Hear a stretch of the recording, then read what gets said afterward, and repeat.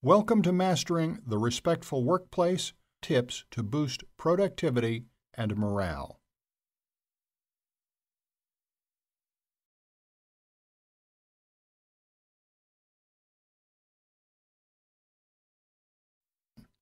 Dignify differences in people.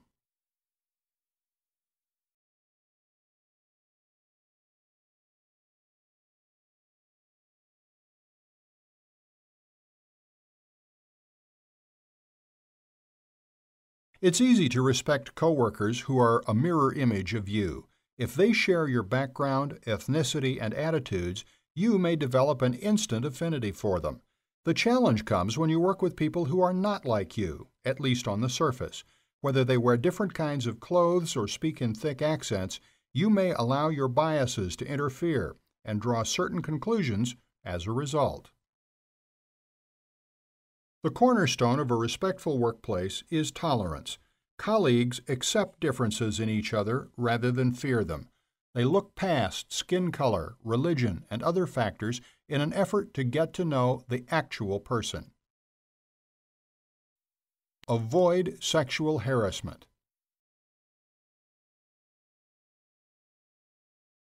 Sexual harassment consists of unwelcome sexual advances or behaviors that create an intimidating, hostile, or offensive working environment. Examples range from repeated offensive jokes to displays or discussions of pornography to outright sexual assault. Any conduct of a sexual nature that makes an employee uncomfortable may qualify as sexual harassment. With such a broad legal definition, sexual harassment can take many forms. Pinching, fondling, or other harassing physical contact clearly crosses the line, but your words can prove equally inappropriate, especially if you speak in sexually explicit terms or demean an individual in sexist terms. Crude actions, such as posting sexually explicit stories or cartoons on a bulletin board or circulating email jokes, also fall under the definition. Stifle rumors and forego gossip. Office gossip can range from harmless chit-chat about a colleague's experiences coaching Little League to mean-spirited remarks about an individual's alleged drug habit. Left unchecked, gossip can feed rumors that contribute to a distrustful and conflict-ridden workplace.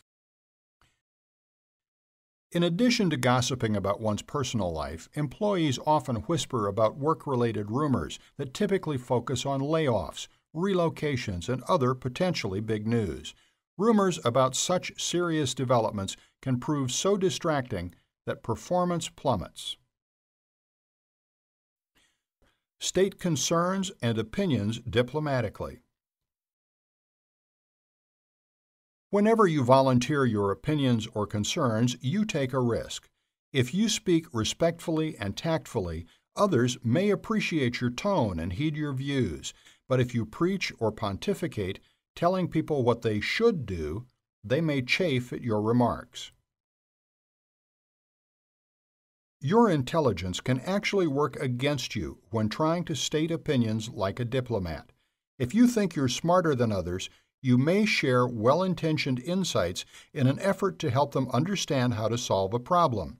Yet they may perceive you as a know-it-all or worse, triggering ill will that harms your workplace relationships. Exhibit appropriate nonverbal cues. Sometimes what you don't say conveys more than what you do say. A single gesture or facial expression can send a loud and clear message. That's why even if you speak respectfully, your sloppy or hostile body language can work against you. Saying, "I think you're making a good point," while rolling your eyes and shaking your head in disapproval, will sow seeds of doubt and distrust. People will more readily believe what they see you do than what they hear you say. Adopt a listening posture that communicates your openness and curiosity. Keep your hands at your sides rather than rubbing your scalp or eyes. Avoid resting your head in your hands or folding your arms across your chest like a drill sergeant. Reject bullying and ridicule. When you work in an environment where people routinely belittle each other, it's easy to fall in with the crowd and sink to their level, but it's better to stand out by demonstrating civility. Bullying thrives in workplaces where a few strong negative personalities dominate. Otherwise reasonable people may keep quiet, adopting a "don't make waves" mentality. Tolerating and even quietly encouraging such behavior may seem like the most painless way to go through your workday, but eventually you'll be on the receiving end of such ridicule, and then it won't seem quite as harmless. Respect others' space. Employees who appreciate the importance of honoring personal boundaries will get along better.